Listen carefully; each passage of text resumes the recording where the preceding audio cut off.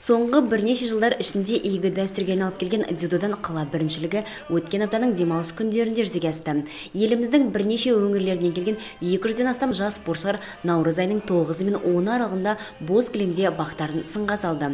Жарыстар барысында Қостанай, Қарағанды, Павлодар, Астана, Ерейментау, Новомарковка өңірлері мен өңірімізге қарасты Степногорская ауылы мен Бөгенбай Батыр атындағы мектеп-интернаты және спорт мектебінің дзюдошылары атсалысты. Барлығы 10 команда қатысқан ашық біріншілікте дзюдошылар 18 салмақ дәрежелері бойынша өнер көрсеткен.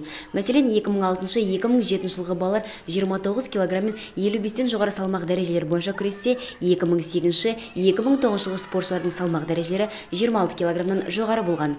Өте тартысты өтіп, көрермендеріне керемет сәттер сыйлаған дүбірлі доданың қорытындысы бойынша степногорлық палуандар 11 алтын медальдарға ие болып, жалпы командалық есепте топ жарған. Айта кеткен жөн, айтулы жарыстар барысы келесі сайыстарға іріктеу болып саналады. Осы ретте дзюдодан кезекті байрақты бәсеке мамыр айларына жоспарланған.